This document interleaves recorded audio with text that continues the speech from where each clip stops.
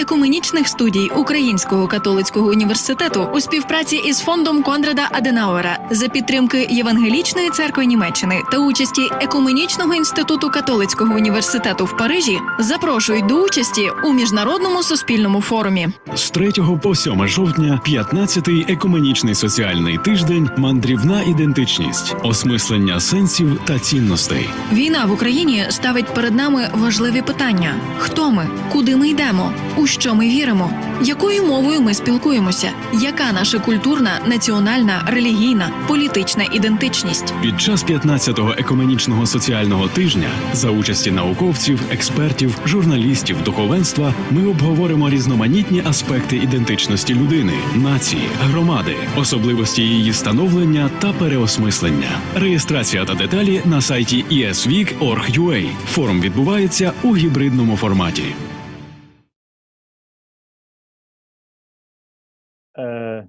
Доброго дня. Good afternoon, everyone. My name is Pavlo Smitsnyuk. On behalf of the Institute of Ecumenical Studies of the Ukrainian Catholic University and the Konrad Adenauer Stiftung, I would like to welcome all the participants of this panel discussion. If you want to listen to our panel discussion in Ukrainian, please find a globe symbol at the bottom of the Zoom screen and pick the Ukrainian channel. Please select English from the menu interpretation on the menu of Zoom. Pour pouvoir suivre en français, il faut choisir French du menu interpretation en bas sur le panel de Zoom. Отож, ця панель є заключною панелью. This panel discussion is the last one, or the concluding one, within the Ecumenical Social Week on the topic of wandering identity. We have been wandering for several days since Monday, and throughout this time, we've had about 900 participants, and our today's panelists have a very important mission on their shoulders. They have to draw some conclusions. That's why we decided to entitle this panel discussion various edges or facets of identity, because identity is a multifaceted issue, and we try to approach any topic, including the topic of identity, from diverse perspectives. So the focus today will be on different edges or facets of identity. At the end of our panel discussion, I will express my gratitude to everyone who has contributed to the Ecumenical Social Week this week. And now I want to give the floor to Taras Dubansky. He's a doctor, director of the UCU Institute of Religion and Society. He's also the founder and director of the Libertas Center. This center specializes in ecumenical and interreligious dialogue. I really hope that we will have a fruitful discussion. Taras, over to you. Thank you very much, Pablo. This last day and the very last session of the 15th Ecumenical Social Week, event, which is hosted, of course, by the Institute of Ecumenical Studies of the Ukrainian Catholic University. Now, this conference is sponsored by the Konrad Adenauer Foundation in partnership with other dedicated institutions and organizations. As of course you know, that the overall theme of this 15th Ecumenical Social Week is wandering identities, considering meaning and values. Of course, this year, as Ukraine is already in its 8th month of this incredible resistance against the brutal Russian aggression, we have seen so much heroism and resilience, of course, which are undeniable marks of Ukrainian identity. And as we continue defending our land and freedom, the fundamental values of liberty, human rights, are not just abstract concepts for us. These are virtues and values that are embodied into our very DNA. So to close this 15th Ecumenical Social Week, we have 4 wonderful panelists who at least geographically span from Hong Kong, Nigeria, the Philippines, and France. Such a rich diversity will, of course, inevitably bring interesting thoughts and reflections to our oral discussion about identity. And as Paolo mentioned, the focus of our panelists for this last session is various edges of identity. So today with us, we have Dr. Hage Crescencio Sadje, Dr. Hassan Musa, Dr. Lap Yang-Kung, and Dr. Francis Choisel. So without further ado, let's dive into our panel discussion. And in a minute, I give you the floor to Dr. Hage Crescencio Sadje. Now, Dr. Hage is an associate member of the SOA Center for Palestine Studies, University of London, United Kingdom. Currently, he is a PhD at the University of Hamburg in Germany. In the world of practice, his notable works are in association with the Christian Peacemaker Team Greece, Caritas Brussels, World Student Christian Movement Europe. Mr. Sadje's research interests include decoloniality, global politics and world religions, sociology of religion, and political public theologies. The theme of his presentation is multiple religious belonging, decolonizing religious identity, and the global rise of religious fundamentalism and populism. The screen is all yours, so go ahead.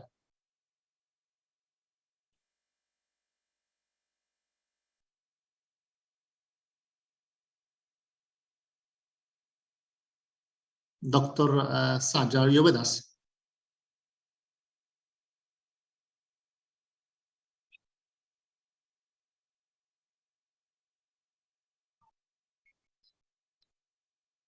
Yes, perfect.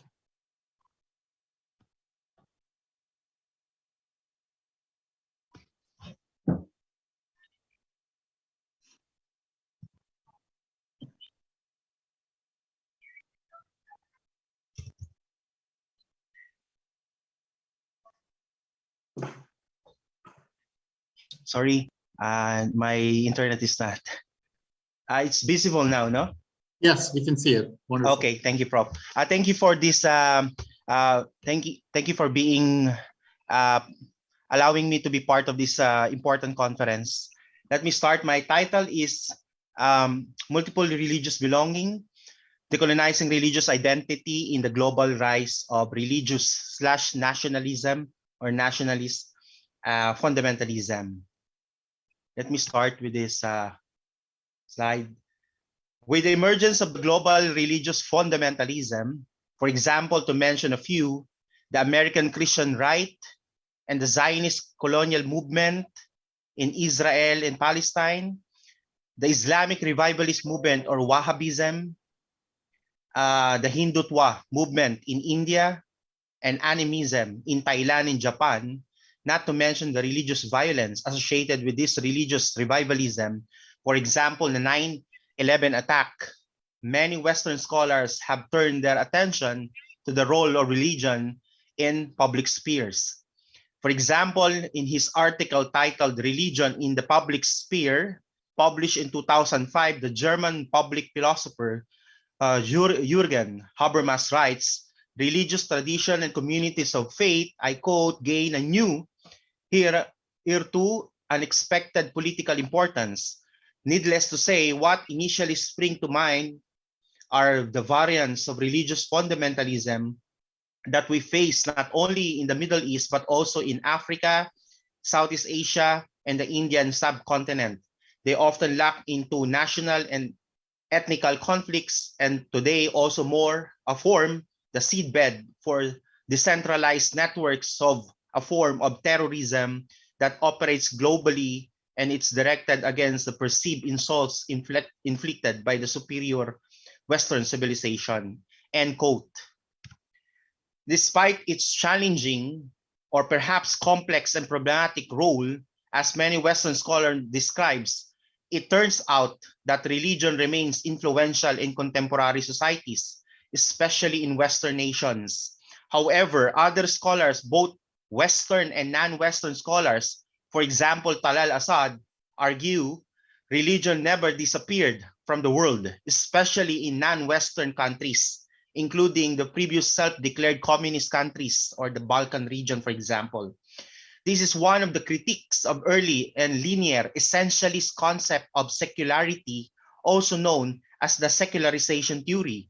For instance, in the seminal thinkers of 19th century from Auguste Comte, Karl Marx, Weber, and Durkheim and Freud. Aside from religious fundamentalism, the intersection between religion and social identity formation has become a general concern in 21st century social sciences discourse. A Jewish activist, Judith Butler, called it identity politics, while an American critical theorist like Nancy Fraser described it as a politics of recognition. According to them, like for example, Fraser, Honneth, the individual and collective identities are philosophically and politically socially constructed, including religious identity formation. Another interesting factor, regardless of this theoretical slant, scholars argue that these religious identity formation are anchored in the ideological notions of us versus them. This separation is most obvious in terms of believer and non-believer, or sacred and profane.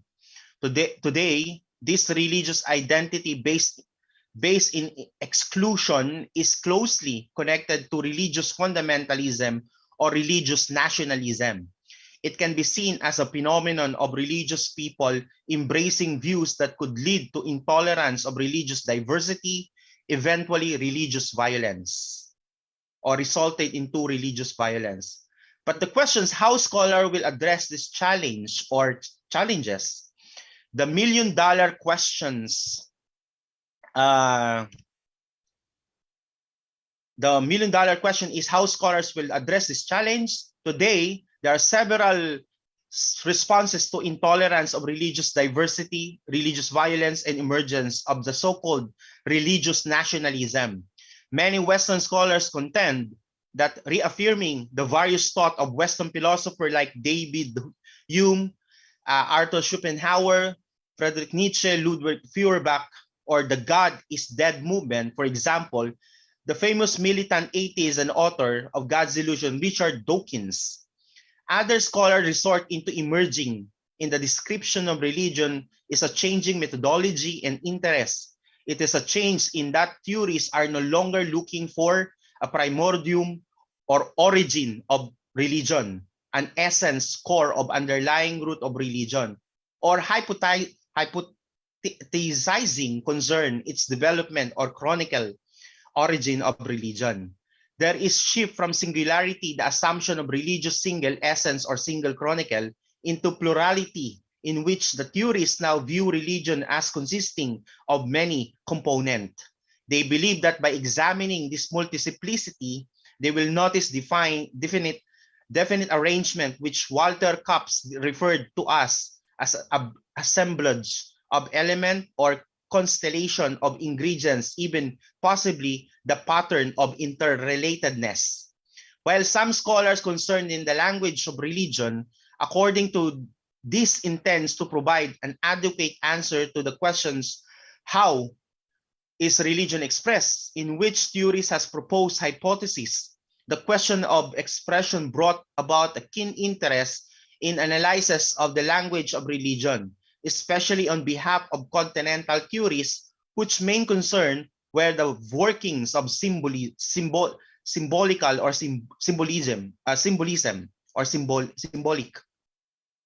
These theories believe that the symbols and myths are integral to religion. Religion would not exist without them, according to them. And they suggested that they were there at religion's very beginning. Meanwhile, there are scholars interested in the function of religion is the theories attempt to determine what role religion plays within society. Scholars have linked the multiplicity of characteristics to the questions of function, which focuses on the theological factors involved. It seems apparent that religion has an identifiable purpose or objective, which is within societies in which the religions are in relation of interdependence. Lastly, some scholars explore the concept of multi-religious identities or multiple religious belonging. For them, it could understand and challenge the emergence of global religious fundamentalism or religious nationalism, according to Cornell, Ray Kumar, and Fox. Hence, I adopted or proposed this approach to challenge the emergence of global religious fundamentalism or religious nationalism. Multiple religious belonging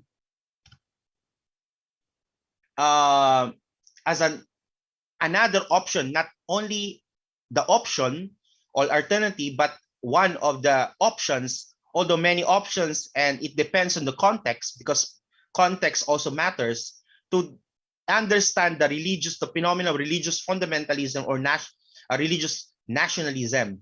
Many scholars believe that MRB, in short for multiple religious belonging, posits a genuine challenge to various religions, especially to any form of religious fundamentalism and also religious nationalism, either that is Muslim, Christian, follower of Judaism, or religious Jews, Buddhist, Hindu, Sikh, Orthodox, etc., etc.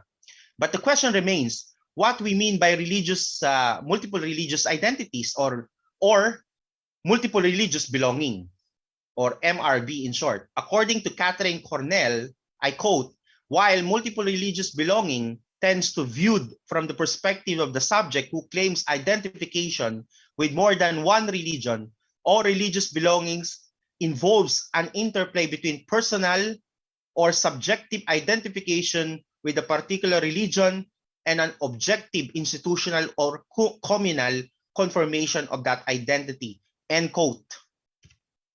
In other words, multiple religious identities or multiple religious belonging defy fixed identity constructions, reject debilitating limits of self-understanding and social relations.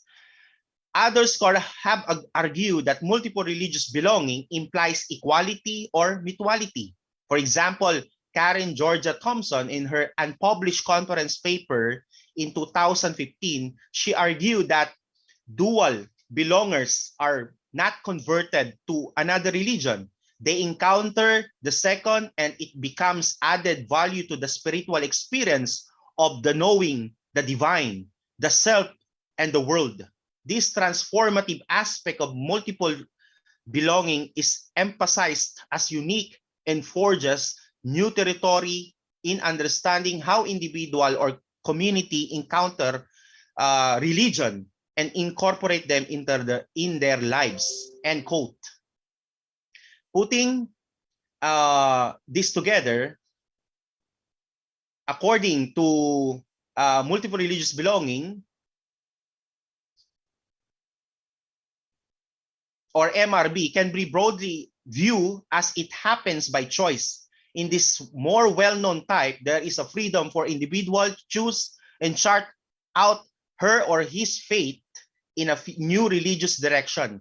A believer in particular religious tradition attempts to learn from and explicitly claims participation in another faith tradition. In conclusion, like many scholars of religion, I believe that all religions are understood to be bounded territories and of belonging.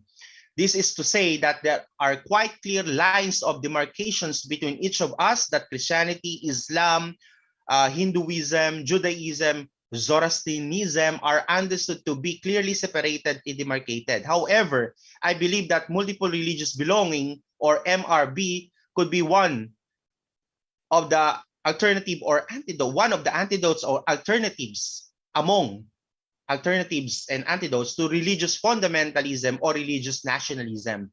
Since religious fundamentalism foster essentialist and absolute view of individual and collective religious identity, hence multiple religious belongings or MRB reject essentialist view of religious identity and religious beliefs and practices. It views religious identity as fluid, ongoing, as a process politically, socially, culturally, and historically constructed. More importantly, globally entangled. Globally entangled, as I argues, implies that our individual, social, cultural, spiritual, and other social, cultural, and spirituals are constant exchanges, interactions, and negotiation, or what we call intersectionality. Also, according to scholars like religious Paul Hedges, I quote, multiple religious belonging, or MRB, moving from largely textual analysis to elite discourses, scholars of religion have more and more turned their attention to what is termed libre religion. This refers to ways that actual groups of people live out their lives and express their religious identities in practice. And lastly, multiple religious belonging, or MRB, promotes equality, mutuality, and hospitality among religious groups. Thank you very much for your listening. Thank you so much, dear Dr. Hadja. Yes, of course, you gave some interesting questions that you presented. Hopefully, we'll be able to discuss them during the Q&A at the very end. And as I know you're engaged in multiple interfaith efforts and initiatives. And we, as religious people or as believers who are engaged in interfaith dialogue, of course, we always bring our identity to the table, right? And identity is very important. Otherwise, if you don't have an identity, what do you represent, right? I can represent Taras, right? But Taras has many different aspects, right? I have religious, national identity, cultural identity. So all these things come together when I come to dialogue with those who are not Christians. I'm Christian, right? So in those who are engaged in interfaith dialogue, it's important to have this balance, right? One of my professors in Rome, Rabbi Jack Bampurat, he said that one of the challenges or challenging questions that we have to ask ourselves when we are engaged in interfaith dialogue is, how can I be true to my own religion without being false to yours, right? Because of course I believe that my religion is true, but then I don't want to be false to yours because your religion is also true for you, right? So how do we find this delicate balance? Perhaps we can discuss it during the Q&A later. Thank you very much again. Our next speaker, unfortunately, because of the electrical failure, has no internet, but he sent us a couple of his points. So I'll just say a couple of words about who he was supposed to be. It was Dr. Hassan Musa, and he is from the Theological Seminary in Kagoro in Nigeria. Dr. Musa is a theologian. He currently lives and teaches biblical theology and Christian moral theology in the seminary in Kagoro in Kaduna State in Nigeria. He has been a writer and speaker around the world on many topics for the restoration of life, healing in African contexts, and beyond. The presentation of Dr. Musa is on Christian response to the dangers of our time, a conversation with Jürgen Moltmann and Desmond Tutu with implications and challenges to Ukrainian Christians. So let me just read the text, a couple of points that Dr. Musa sent us. Then perhaps we can also engage with the text during the Q&A session. So I start quoting the text. I have been in close touch with my friend, Dr. Joel Bernal, who lives in Poland, and he's been telling me a lot about the situation from Ukraine. From the beginning of the war, we have been watching on the screen of our TV how terribly things have been going on in Ukraine, with so many people being killed, many more being rendered homeless and forced to exile by the intensity of the war, the so-called military operation. Many babies have been born under the sound of missiles and bombshells. This is the danger of our time. Many powerful leaders in the world today lead by the power of weapons than the power of love for life and humanity. This is also a great danger of our time. We have grown more knowledgeable, but less wise. In this brief address of mine, I wish to highlight two theologians from Germany and South Africa, namely Jürgen Moltmann and Desmond Tutu, as guiding lights in the midst of the dangers of our times, for better thoughts and progress in the midst of the dangers of our world. Awareness of the dangers of our time. Jürgen Moltmann calls our attention on the dangers of our time in the modern period. It is so sad and needful to say that humanity has been divided terribly and even taken captive by the so-called wishes of the powerful against the powerless. In his experiences in 1940s in Germany, the rise of Adolf Hitler and the Nazi ideology was the horror of the day. That was not only a political ideology, it was a humanistic ideology for domination and the control of the less powerful. The means to do that was violence, and such terrible violence has sadly characterized our last century. The quest for life and hope. In the midst of all that, Moltmann's main contribution to Christian theology is his discovery of the theology of hope since 1964. Moltmann still speaks of hope in the midst of dangers of our time. This hope is not just wishful thinking. This is a new vision into new horizons opened by the reality of love as extended to us human beings by God. The power of love is the power of life. There is no hope of life without love, and there is no love without life. Anyone who loves life loves God, and anyone who hates life hates God and all goodness. There is no reason to amass weapons and unleash wars and terrible violence in order to enforce security of any particular land. The way for peace is the way of love, and the way of love rejects all forms of violence. Next point is about forgiveness and hope for the future. The late Archbishop Desmond Tutu of South Africa also led a great life amidst the great difficulties and terrible dangers of time. He lived his early life through the apartheid system in South Africa. He later became instrumental in dismantling the ugly structure. Instead, he led the way to healing the nation by the power of God's love in forgiveness and reconciliation. In 1999, Tutu published his famous book, There is No Future Without Forgiveness. There is no life and the flourishing of life without forgiveness. This he saw as the actualization of the Ubuntu concept of life in his South African context. Ubuntu is an African concept of life, which means I am a person through the personality of other persons. No human being can fully be herself or himself without the help and contribution of other human beings. So we always need each other. We are one flesh in our humanity, and that calls to our solidarity and love in all senses of goodness, forgiveness, and progress. And in conclusion, the author says that there is no future without forgiveness. The future truly without forgiveness is non-existing.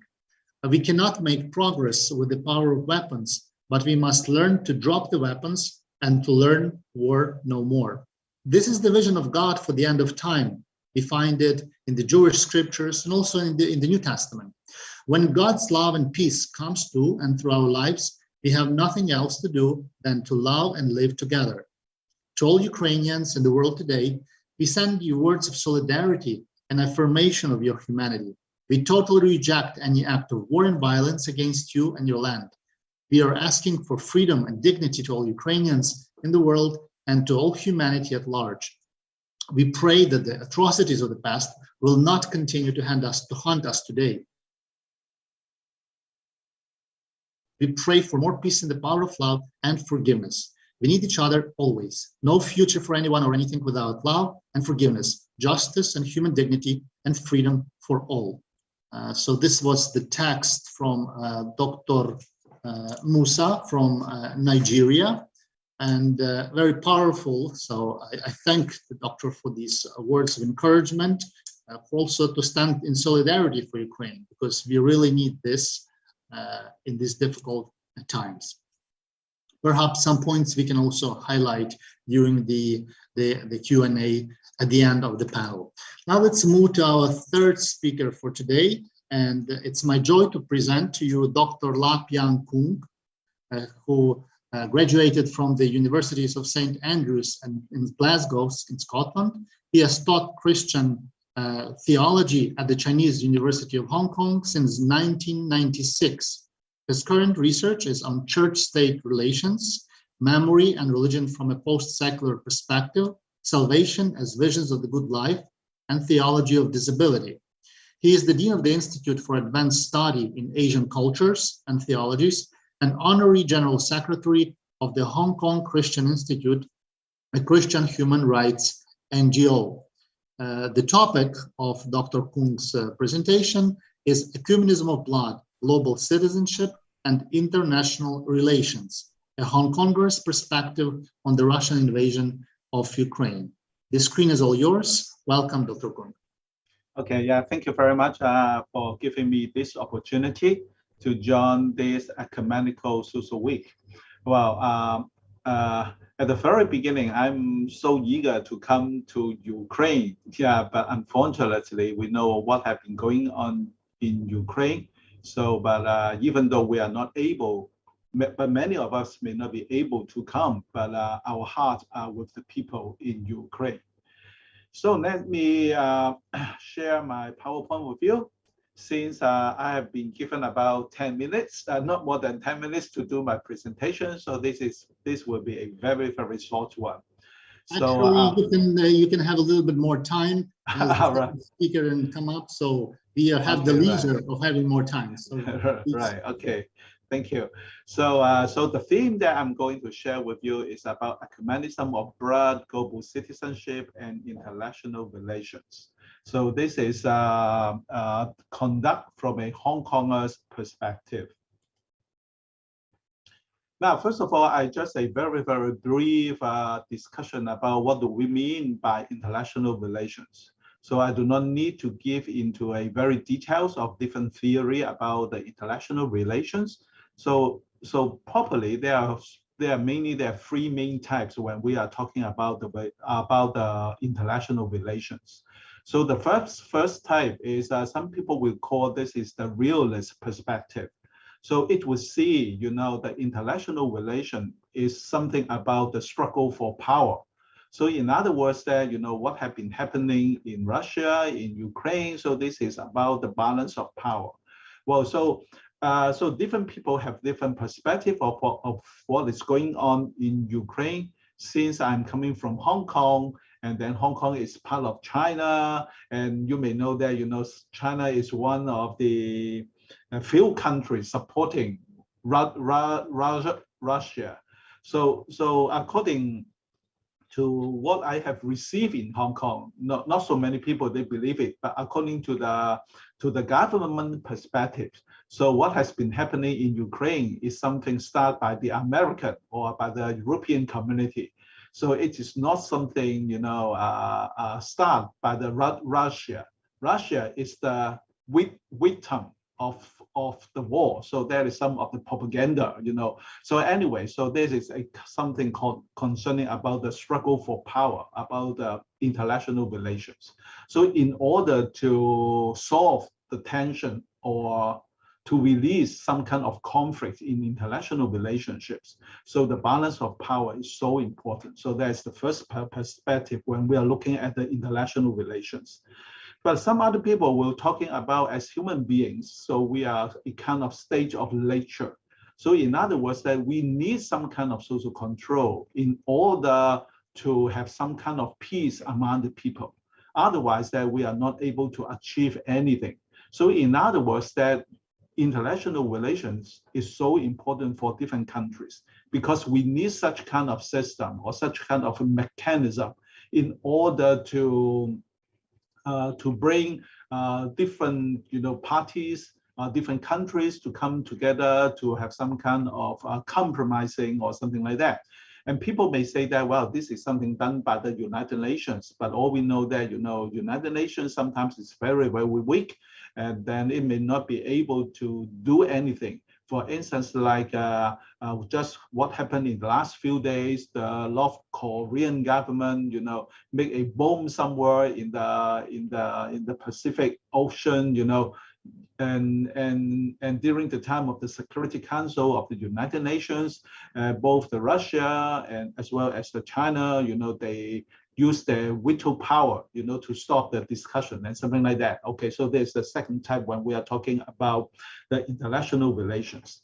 And then the third, proposal when we are talking about the international relationship, and then the liberals are thinking that, well, they have a goodwill understanding of human beings. Everyone are looking for truth. We are pursuing peace and something like that. So in other words, that even though, politics is about a matter of power, but our tendency to truth and peace can help, to solve the social conflicts in the international relationship. So there are a lot of discussion going on now, so my concern here is my focus is not on the role of the state in international relations. My concern is how about the role of the people as an agent in international relations. So when I say the agent here, I'm not talking about the politicians. I'm talking about the people, whether the people has any voices, any impact on what has been going on in international relations. So this is my concern in this very short paper. Now, when we are talking about the relationship between Ukraine and Hong Kong, so I just want to mention that, Ukraine is far away from Hong Kong, and I do not know how many people in Hong Kong had made a visit to Ukraine, but it seems to me that not so many people are going there. But because of what had been happening in Hong Kong in the year 2019, the protests, and I do not want to go into details here. So more than 2 million of the people in Hong Kong. So that will be about 1/3 of the people, in Hong Kong came to the street to demonstrate against the government. So that is what happened in the year 2019. So at that time, we learned something from the Ukrainian experience, especially, the Ukrainian experience in the year 2014, the Revolution of Dignity. So that's why in Hong Kong, most of the people, we watched the documentary film, The Winter on Fire. We learned something from the people in Ukraine. So in other words, that even though most of the people, we do not have a chance to visit Ukraine, but because of the protests in Hong Kong, we came closer to the experience of the Ukrainian people. We came to more understanding of what is happening in the year 2014. And then some kind of friendship, some kind of relationship built up between these two types of people. So that's what happened in Hong Kong. Okay. So this is why, during the time in February, so that is the Russian invasion in Ukraine. A lot of the people in Hong Kong, we support the people in Ukraine, even though we never be there, we do not know much about there, we try to watch the news. And so this is just to give you 2 pictures here. So these are the only Ukrainian restaurant in Hong Kong. So this is the only Ukrainian, and the owner is from Hong Kong, and his wife is from Ukraine. Okay, so this is the only Ukrainian restaurant. And many of the people went to the restaurant to have the meal there because they want to support the Ukrainian people. And they also give a lot of donation through this restaurant to support the people. So these are some of the words said by the people in Hong Kong. So we are collected because we are both facing a dictatorship that wants to smash, eliminate democracy. Ukrainians are like Hong Kong people. They want to protect democracy or at least maintain their way of life. So, and another Hong Konger say, we the Hong Kongers have been inspired and moved by the courage and wisdom and determination of the people of Ukraine, who have been purged by totalitarian states for too long. So such kind of, because of the war, because of the suffering, because of the injustice, the people in Hong Kong and the Ukrainian, we are collected. So that's the experience that I would like to share with you. So this is why I start to think about the relationship between the Ukrainian and the Hong Kongers. So an idea called the ecumenism of blood Okay, so ecumenism. So well, this conference is about ecumenism. So this is about the unity.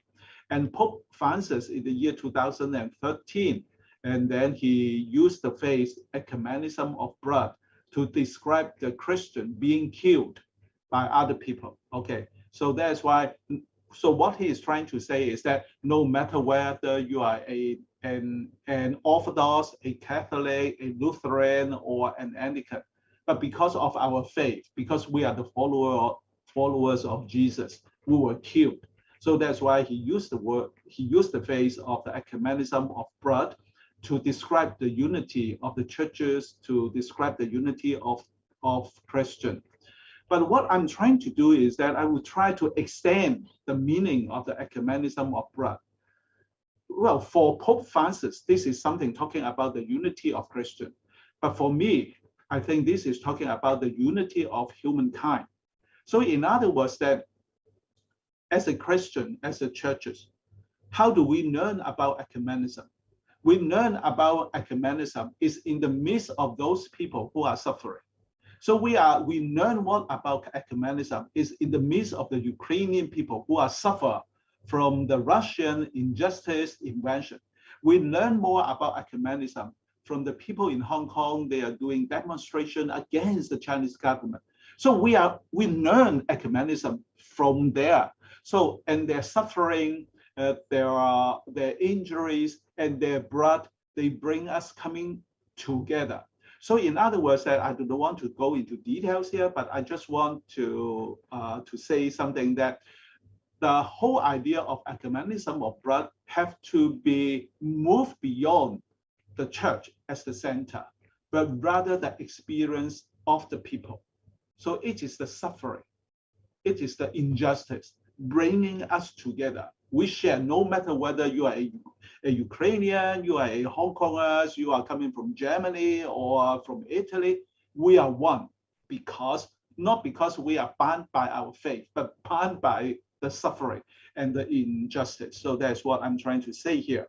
So in other words, when we talk about the Christian story, well, we know about the Samaritan story, about the Buddhist teaching, about the compassion, about the Islam teaching and something like that. So all this, so it is not the religion teaching us what does it mean by ecumenism, but it is the experience of the people. Okay, so this is why in June this year, I went to Romania, yeah, because I was not allowed to go into Ukraine. So I think it may be good for us to go to Romania to visit some of the Ukrainian refugees there. Well, and all you know that, apart from Poland, Romania is the second country to receive a large number of Ukrainian people. So I have a chance to talk to the refugees there. So I also do not want to go into details here. And some of the Ukrainian, they showed me the pictures here. So, and the lady say to me that, so this is the she just pointed to me that, so this is the flat where she stay, but now this is the reality. It's no longer a flat able to accommodate people. It's really damaged. So this is what she is saying to me. So this is another couple. They share the stories very moving. So they are the survivors of the Bucha massacre. So they mentioned to me that their son-in-law was killed during the time of the Bucha massacre. So that's why when they shared the story with me, so she was crying. And I also visit some of the families. So this is a very young girl at the age of 9. So she is my doctor, and she went with me to Romania to visit the Ukrainian people. And then she drew the Ukraine flag here. So and surprisingly, she also presented the Romanian flag. You can see the Romanian flag to my doctor. So it seems to me that for her, because of the hospitality of the Romanian people, So they become one, the Romanian as the Ukrainian. So in other words, that because of the ecumenism of blood, that kind of suffering, bringing the people together. So I have a chance to go there, to listen to their story and something like that.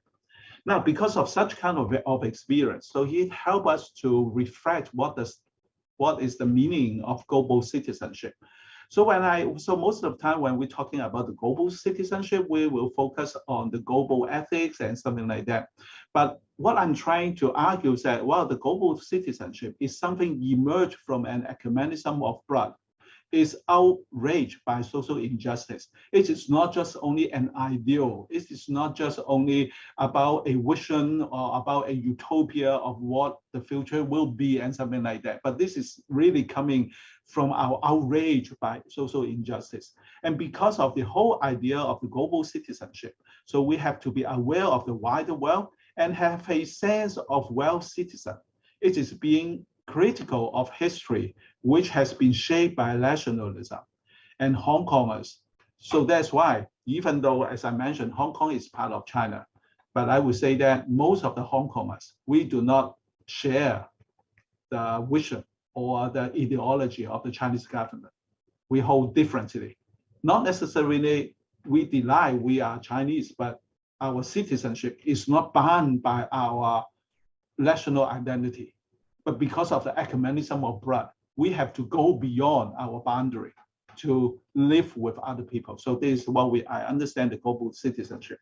So that's why in the global citizenship, we are willing to add to make the world a more inclusive, just and peaceful and solitary place.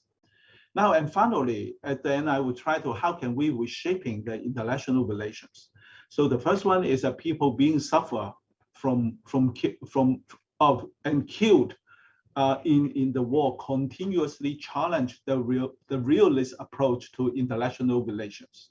Okay, and the second thing is that ecumenism of blood would not support any kind of appeasement policy, for there is no compromise in justice. Charity and justice have to go hand in hand. And also the third point is that even though we may not be able to change the decision made by our state, by our government, but we are consolidating a kind of community of global citizenship. As what I say, previously, the Hong Kongers, we only focus on what had been happening in Hong Kong, what had been happening in China. Ukraine is too far away from us. But because of our suffering experience, we understand more the suffering experience of other people. So that's why, even though, so in other words, that a kind of global citizenship is emerging because of the ecumenism of blood. So during the time of the Berlin Wall, the President Kennedy in Germany, so he used the word, he say, Ich bin Berliner, that means freedom. So in here, I can also say, I am Ukrainian, but I do not know how to speak in Ukraine. So that is to say freedom. It is not just in solidarity with people who are in suffering, but we are fighting for the freedom, for the dignity of people. Yeah, thank you very much for your listening to my presentation. Thank you very much, Dr. Kuhn. For me, it was very inspiring to listen to you, as a Ukrainian, to know that the example of Ukrainians inspires other people to stand up for freedom, to stand up for liberty. Because, the conflict which is in Ukraine is not only about us. It's about democracy, it's about freedom, religious freedom, economic freedom, any type of freedom. So knowing that, we have this, as you said, solidarity from the other people, from people in Hong Kong who might never been to Ukraine, who might never be in Ukraine, right? But knowing that such interest was sparked by the Revolution of Dignity a couple of years ago back, and now the situation in Ukraine and in Hong Kong. So we keep praying for the Hong Kongers as well. And it's very interesting how you applied this ecumenical framework to global citizenship and also to interfaith dialogue. Of course, ecumenical dialogue, it's different from interfaith dialogue, right? In ecumenical dialogue, we want that all of the Christians come together and they become one, ut unum sint, right? They all may be one. But for interfaith dialogue, of course, we do not strive to have this one religion. And again, this is going back to what Dr. Hadjiv was saying, Can we have multiple religious belongings and at the same time preserve our identity, be who we are, without losing parts of our identity? So I think some interesting questions will be coming up.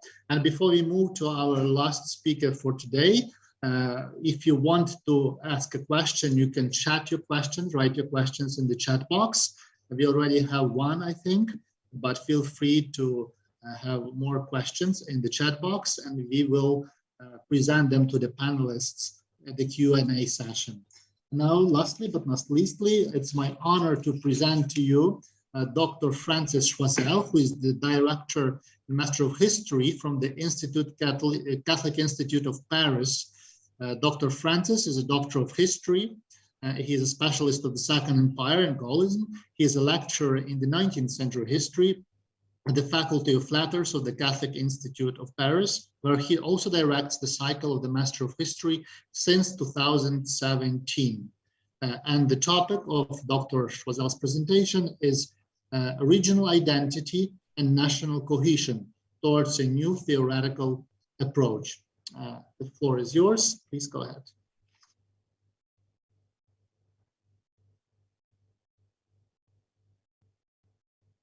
Oui, en effet, c'est une approche théorique que je vais mener. Et pour éviter tout malentendu, j'insiste sur ce fait. In order to avoid all the misunderstandings, we don't need to look for some subtext or some second thoughts. Of course, I will speak of what we think about current reality, and above all, I will, of course, be drifting away from the French experience and the connection between historical and national identities. We will refer to a view of a historian and sociology scholar, and that's what I would like to show you. First of all, 3 ideas and then 2 conclusions. The first idea is that identity is individual and collective. Identity is pivoting on certain peculiarities. Every person is unique. In French, in English, we speak about passport, about identification card. What is it all about? It's about the identification of a person that should not be mixed up with anyone else. This is exactly what we call individual identity. There is also an identity that is based on the criteria that are uniting us with other people, for instance, language, customs. This is a collective identity. And if we are speaking about something more collective, using a wider notion of collective identity, we will be speaking about global identity. If we say, let's say that I am a human being, there are some transitionary identities, ethnical, geographical, social, and so on and so forth. Women and men, rural and urban inhabitants, elderly people and young people. And what we are interested in this presentation is to say that there is a religious identity, provincial identity, and cultural identity. We're speaking here about regional culture and national identity that is also born from these points. It outlines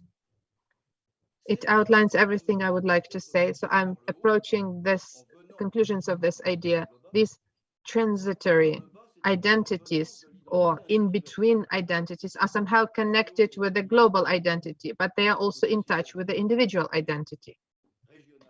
On the one hand, we are speaking about about regional identity or national identity based on some shared points that make us alike. But if we're speaking about certain peculiarities, we are emphasizing that I am different from someone with this or another trait. We are talking here about some identity biases. We are talking about inclusive identity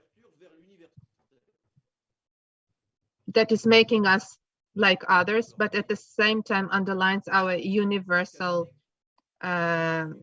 differences. For instance, I'm a Catholic, I'm an Orthodox, and if I am a Catholic, I can be progressive or conservative.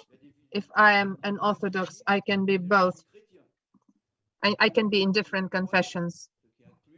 So globally speaking, I am a Christian, and even more globally speaking, I am a man of faith. In the same way, speaking about religious and national identity,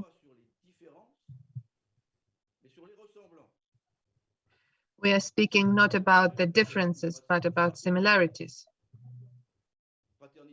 And we are also speaking about brotherhood, the principle of brotherhood. The kind of brotherhood that we have in the ideas of the French Revolution. Remember, freedom and fraternity. This is regional identity. I would call calls to mind a principle of hierarchy between different identities. I am in some way in the center of some circle of belonging, and I have to look always in the side of that circle. Why do I belong to this circle and am not beyond it? If you ask me what is my family like, what is my place in the family, nation,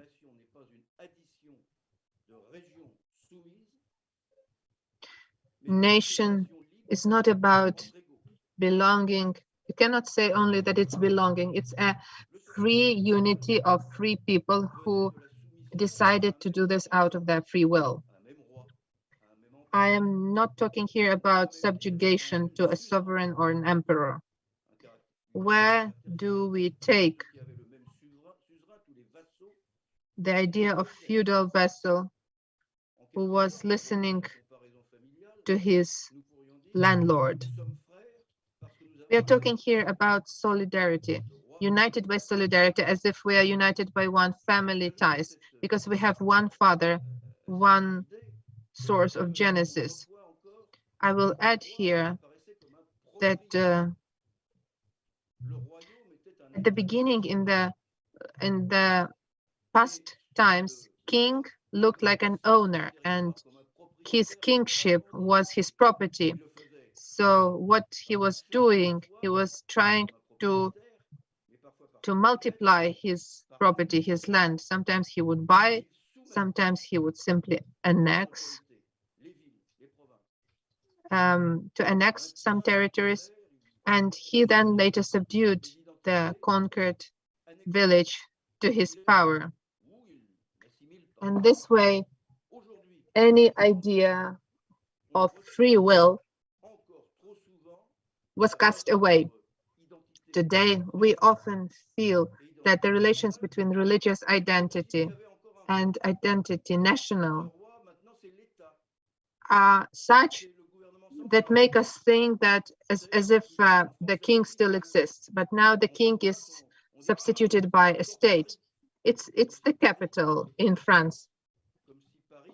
In province, they would say everything is decided in Paris, as if Paris dominates over the provinces, as if Paris is just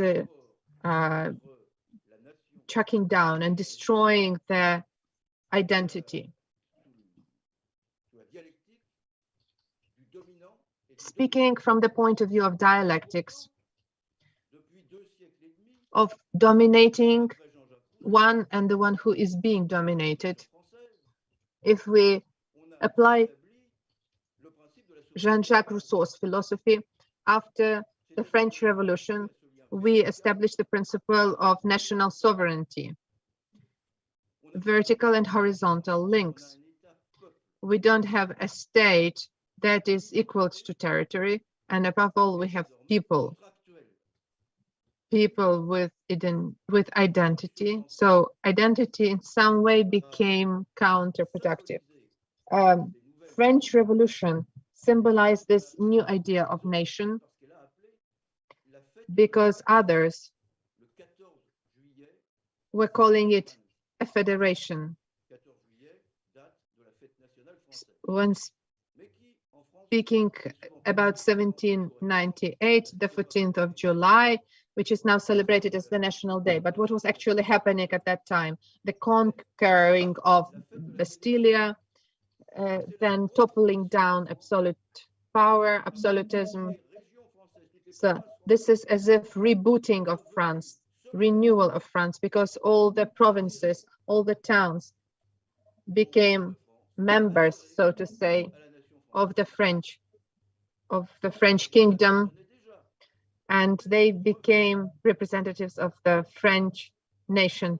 They belonged to that nation already anyway, but it was as if a repetitive laying of the foundation.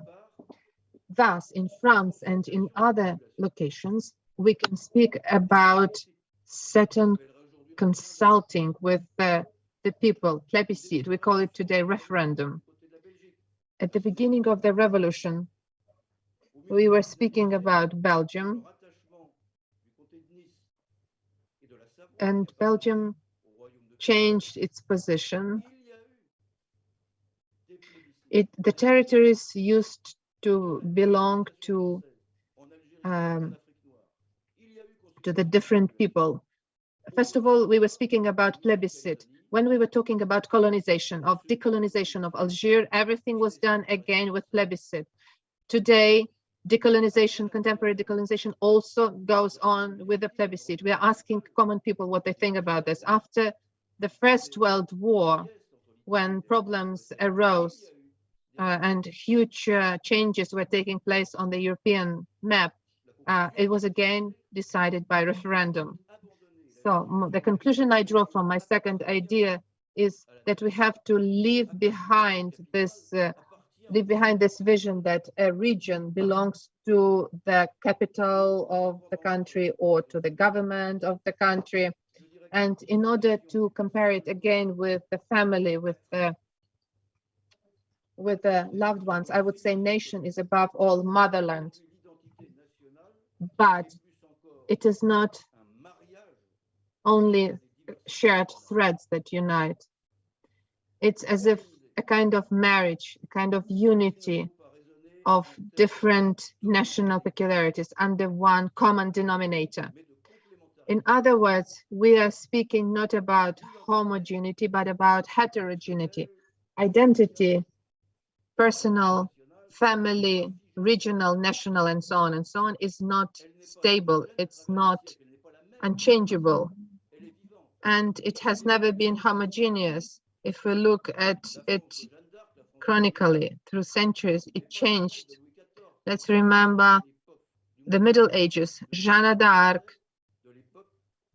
Remember that the French guys in the Middle Ages are not the ones who lived in the 17th century, and not the ones who witnessed the times of Napoleon.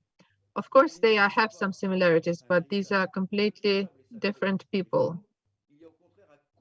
We are not speaking here about the heritage that we cannot touch. We are talking about involving identity, because identity is something that requires rooting all the time in order to have this identity justified. You have to build it up all the time. Any construction, doing any construction, we need different kinds of masters. We need a plumber, we need a smith, In other words, you don't have to look out for something special in order to be creative, in order to involve your identity. There is no need to look for homogeneousness. We need to look for complications. Why do we talk about complication? Because we are uniting different diversities. We are also talking about the diversity of perceiving this or these or other projects. Thus, regional identities should not be competing for survival and receiving legacy or heritage. They are needed in order to sustain and support the peculiarities, but they should not be presented as hostile to each other. They have to be strong in order to underline each other and underline the unity of diversity that is united in the national identity, and they foster its building. Since I am a French, I will do the following comparison. In order to make a good wine, you've got to unite different elements. In order to prepare a nice meal, gastronomic one, you also require a lot of ingredients. But once you unite them, and sometimes a lot of different ones, we receive national identity. We receive the result. This is the result that I can call national identity. Synthesis of this idea means that national identity unites in itself all the elements of regional nationalities. This can be also our competitor, even our enemy, but we should not juxtapose ourselves towards them. We are not speaking here about underlying identities, but rather about conglomeration of these identities under one umbrella notion of national identity. And now I'm approaching my first conclusion. Regional identities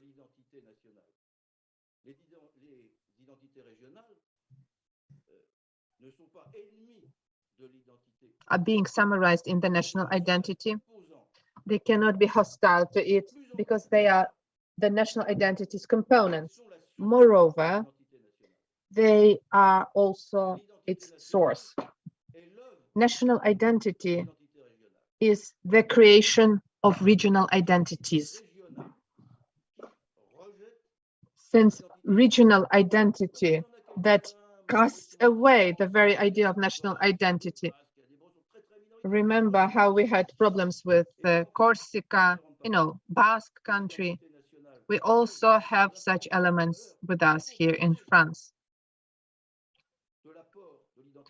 But they are not putting themselves as something that is hostile to French elements. They just mentioned that they are different. Regional identity that casts away is like mother casting away her child. Second conclusion.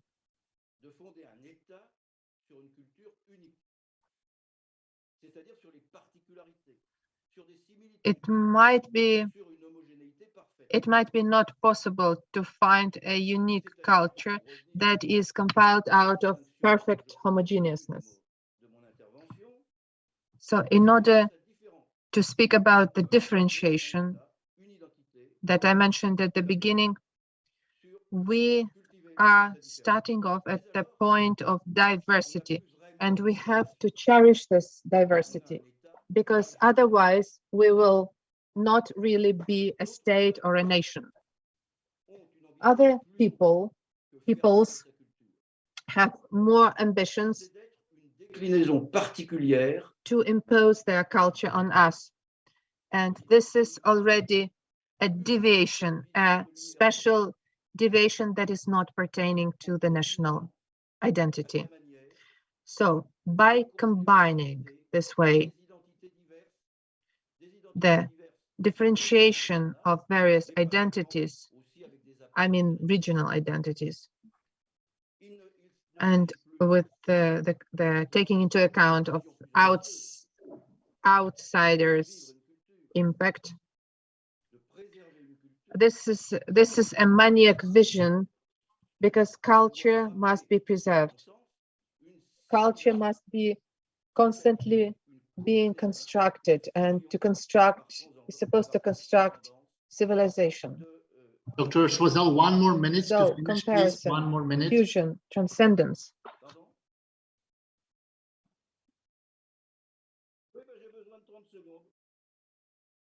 J'ai besoin de 30 secondes. On peut alors, en pleine harmonie, être enraciné 30 seconds. 30 seconds is left. We talk about harmony that is rooted in culture, and we participate in developing civilization within the national framework, which may be rooted in regional identity and built in one's own national identity. Okay, merci beaucoup. Thank you very much, Dr. J'espère ne pas avoir été trop long malgré tout. Si vous m'avez, c'est que j'ai dû dépasser probablement. Yeah, thank you. Merci beaucoup. Now we go into our panel discussion. I think what you brought about history now and how history influences our identity, and it should so, right? Because now history is not just events that happened in the past. It's the whole memory that we bring about the past. And sometimes we need to purify the memory, because the past is made out of different things. And I think it's a success if you're able to purify it well. And it's an art to do so, right? And I think religion here plays an important role, especially when it comes to forgiveness and reconciliation. Thank you. And now let's go to a panel discussion. And as a moderator, I have the right to ask the first question. Actually, I have 2 questions for each of our presenters. So the first question is, why do you think today religion continues to play such an important role in the world in shaping people's identities, right? Because I mean, in the past century, a lot of people were saying that religion is going to go into oblivion, people will not be religious, but we see the contrary. So why do you think religion continues to play such an important role, also in Western societies, in France as well, right? And that's the first question. And the second question is, how would you distinguish between patriotism and nationalism? Because what's happening in Ukraine, right? We are patriotic, we want to defend our land. So we act out of patriotism to our land. So distinction between nationalism and patriotism, and where do you think religion fits here? Into more nationalistic or patriotic identity of somebody who acts? So who would like to start first? Maybe Dr. Hadji, would you like to go first? Yeah, just unmute yourself, please. Thank you for that very important questions. But for me, it's a very empirical questions. It needs, a thorough empirical research to answer that important question, 2 important questions. But let me give me my personal opinion about that. I think for me, the first question is why religion still plays an important role in the public, in the contemporary public spheres.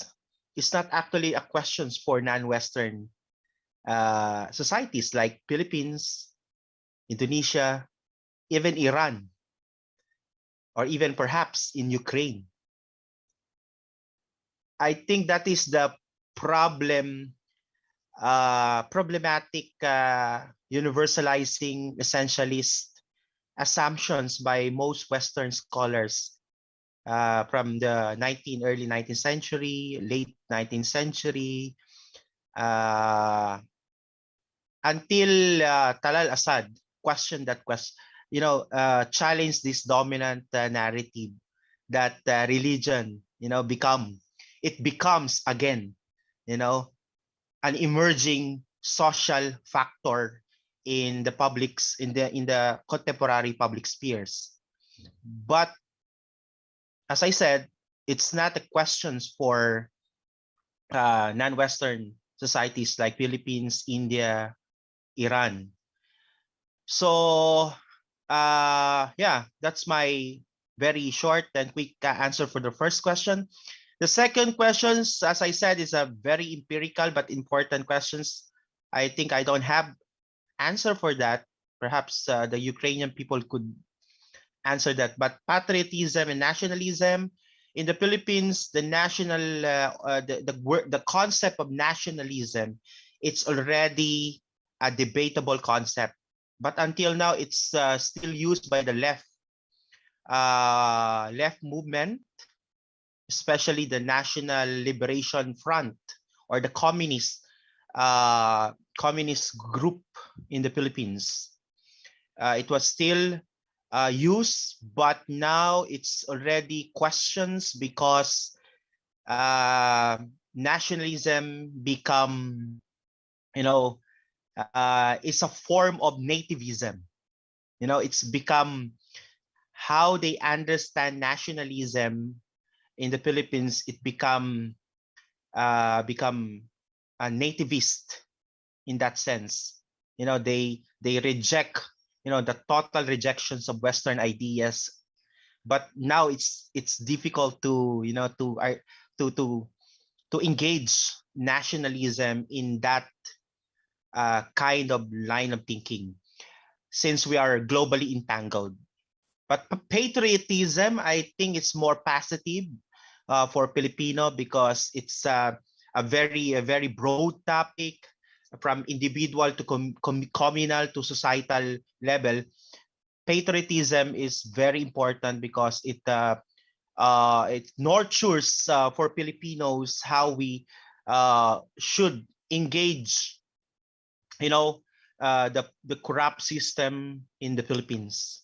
So it's more become individual, and unlike nationalism, it's become more problematic in the Philippines. Okay, thank you. Thank you very much. Dr. Kung, would you like to go next? Well, yes, thank you. Yeah, I think the issue of patriotism and nationalism are very, very controversial in China, because well, I cannot go into details here, but the Chinese government used the whole idea of patriotism and nationalism to defend or to protect its own power, the Chinese Communist Party. So in other words, that for instance, like in Hong Kong right now, the Chinese government said that only those are considered as patriotic can have the right to be elected as the legislator in Hong Kong. So in other words, that when they use the whole idea of patriotism and nationalism, it's a kind of political manipulation and control. So that is something very, so this is why in Hong Kong, even though I use the word Hong Kongers, but the Chinese government does not like this term, because when you use the word Hong Kongers, it's a kind of separatism. It will be condemned as a kind of separatism. So this is why I suggest the people in Hong Kong, we use the word we are global citizens rather than we are Hong Kongers or we are Chinese, because it is a very, very, political sensitive term in Hong Kong. Now, and the second thing is that whether religion itself can contribute something to a global identity or something like that. Now, I think, as I argue in my paper, I'm trying to not to look at what religion can contribute, because if you are coming from Asia, that, for instance, like in Malaysia, Malay and Islam, in Indonesia and Islam, always create a lot of problem. So what seems to me so important is that the religious people have to leave their religious affiliation for some time and go into the suffering of the people, go into the midst of the injustice of the people. And from there, they learn what religious identity means to them. If they are Christian or if they are Muslim, they have to learn what religion means to them, not from their masters, not from the priests, not from the pastors, but from those who are suffering. So that's my understanding. Yeah, thank you. Thank you very much, Dr. Kung. And now, Dr. Wasel. Again, you gave a very interesting outlook on history and how the role of history, right, in shaping our identity. So what's your opinion? Why do you think religion is an important factor that plays the role in shaping our identity, right? And how would you distinguish between patriotism and nationalism?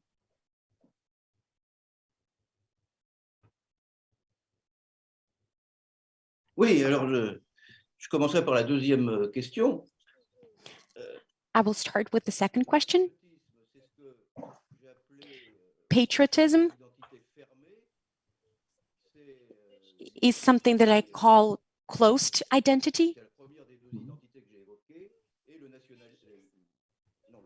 This is the first out of the two identities that I've referenced in my presentation.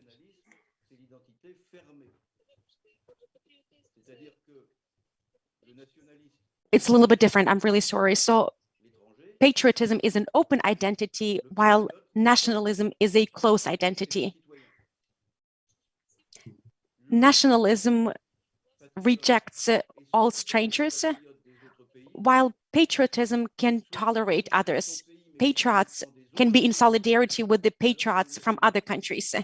Patriots aspire to the prosperity of their own country and the prosperity of other countries, while nationalism can be in conflict with other countries. It doesn't really want any good for other countries. And I think that we need to introduce yet another notion. Sometimes we also talk about nationalism and imperialism. So you can have nationalism that converts into imperialism. And then we're talking more about a power grab. It's not really about self-defense. It's not really about the protection of your own nation. From an etymological perspective, religion, religio, in the Latin language is someone who unites.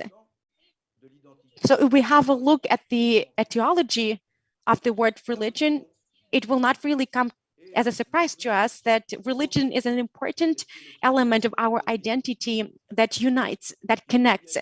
Religion is a profound component of our identity because it connects us with God. This is the deepest element of our cultural legacy. And it's only natural that religion is the centerpiece, that religion is in the heart of regional, national, and other identities. So why do we keep going back to religion, and why are we observing radicalization of religion? Well, maybe it's a response to globalization. Maybe it's a response to the uniformization, if I can put it this way. Maybe it's a response to our intolerance, because sometimes we don't really have respect for others trying to forge their own identity. To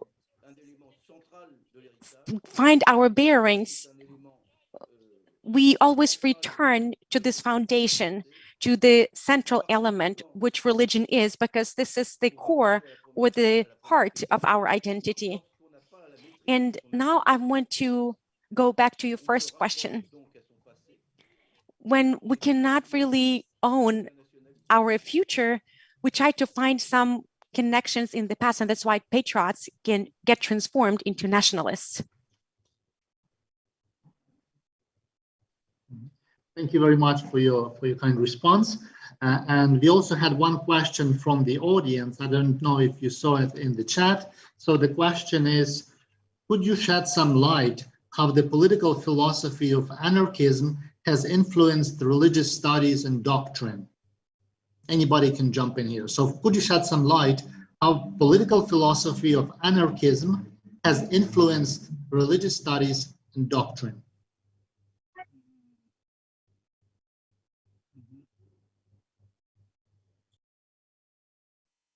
Anyone can jump into this.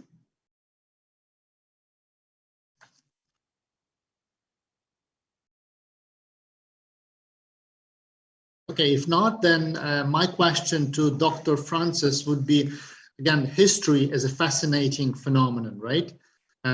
Oftentimes, there are some nations who had so many injustices, who endured so many historical injustices, you can say. So for some nations, history can be a trap.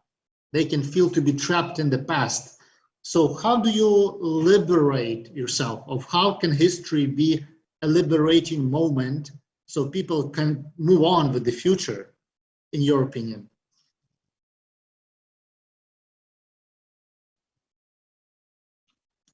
Oh, là, vous m'invitez à sortir de mon rôle d'historien en faisant des Well, préconisations. you are inviting me to go beyond my role of a historian and even give some political judgments.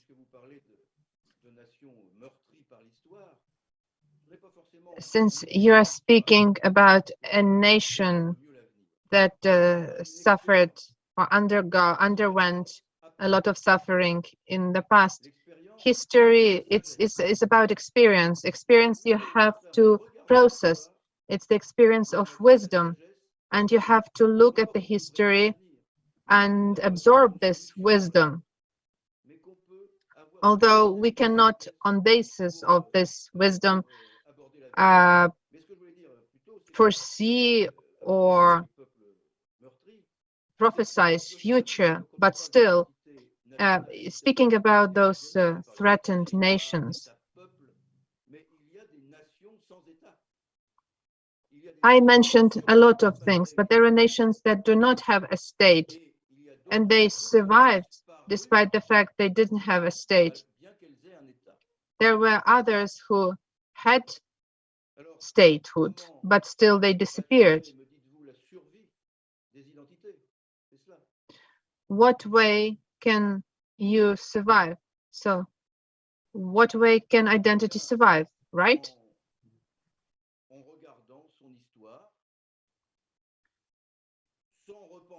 Of course, looking into the eyes of its history, not regretting about anything, not being too proud, but saying that every nation should bring its own stone, its own originality into the construction of something universal. This is what I was talking about. The European civilization, French civilization, regions take part in the building of the national identity, and every nation should be taking part in building global identity. Everybody has his own path. Of course, we have to be useful for the whole general thing, but we still have to remain ourselves and be proud of being ourselves. 2 minutes, and I would like to thank all of our panelists for participating in this last session of the 15th Ecumenical Social Week of the Institute of Ecumenical Studies of the Ukrainian Catholic University. Thank you very much from the bottom of our hearts. Thank you for your solidarity for Ukraine, for being with us, for praying for us, and we look forward to engaging you in the future. And now I pass the word to the director of the Institute of Ecumenical Studies, Dr. Pawlo Smitsnyu. Pawlo, the screen is yours. Так, дуже дякую всім учасникам цієї Thank you, all the participants of this panel. And I'm also extend my gratitude to Taras for moderating this session and for producing this wonderful discussion. Since this is the last event of the Ecumenical Social Week, I would like to extend gratitude to all those who joined us in organizing this Ecumenical Social Week, because it's a huge apparatus, it's a huge machine, and there are lots of efforts of many people, and war makes all this organization even more complicated. So you can only imagine how is it to organize and prepare such an event accompanied by the sounds of sirens and all the difficulties and discomforts brought by this war. So I would like to extend my gratitude to our partners, Konrad Adenauer Foundation, namely Katarina Bielotserkovets and her colleagues, who not for the first time are supporting our Ecumenical Social Week. Thank you sincerely. Also, I want to thank the Ukrainian Catholic University, who is supporting us and where we actually live. I also want to say thank you to experts and partners of different panels. German Lutheran Church became a co-sponsor of this event. So thank you, our friends from Germany. Many panels of our Ecumenical Week were organized or supported by other institutions, and we are grateful for this. That's the Institute of Ecumenical Studies at the Ukrainian Catholic in France, in Paris. They had enough courage to come over to Lviv in the form of delegation of 4 people. I also want to extend my gratitude to the Department of Protestant Theology at the Catholic Institute in Paris, also International Institute of Education, Culture and Connections with Diaspora at the National University of Polytechnic in Lviv. Institute of the History of Church organized the panel, one of the panels, then Institute of Education at the Hohenheim University, Institute in Stuttgart, Vienna University and the Faculty of Catholic Theology. Thomas Nemeth organized the whole panel.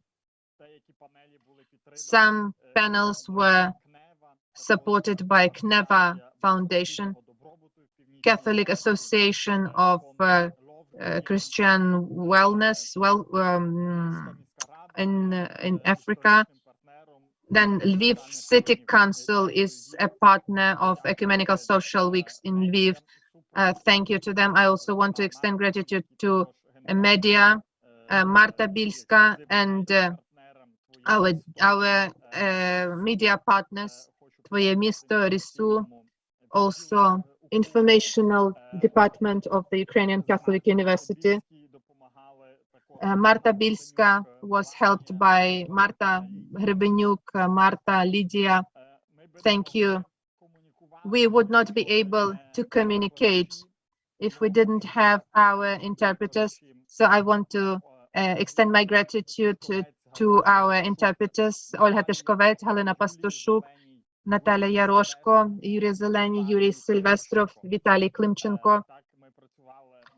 This is how we could work in Ukrainian, English, German, and French languages. These were extreme efforts from the side of interpreters. Thank you very much. I also want to thank the armed forces of Ukraine for providing us with this opportunity to work and be physically present in Lviv, that became a hub and united Africa, Asia, Europe, and America in this social week.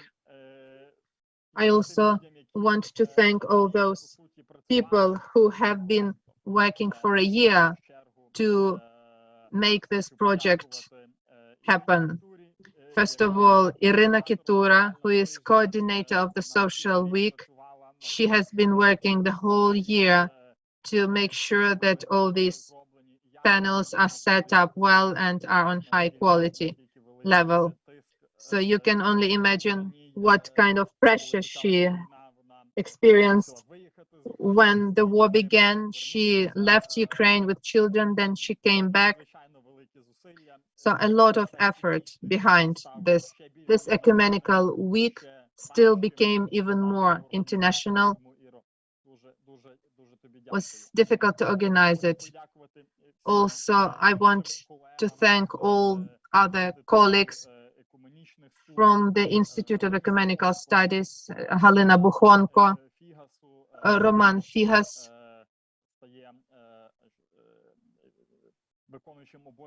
who is in a way acting director of the Institute of Ecumenic Studies, then to Taras Kurilets, Irina Rogovska, Ola Koman, and not only for this ecumenical week, but also for the 3 years that I spent with you. Thank you very much, and may God save you. And thank you very much. Pavlo, thanks to you for the years that we have spent and for this social week that would have never been the way it is. So Olha Kolman is also waving to you. Thank you. Thank you, Irina. And all the participants, thank you. And all the panelists.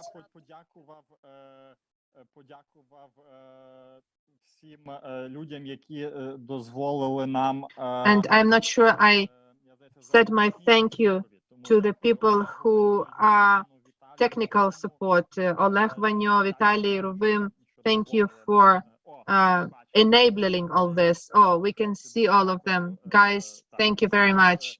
Without you, we would have been only in Lviv, and with you, we can be, you know, in Asia, in America, and in Africa all together, and in North America. Thank you.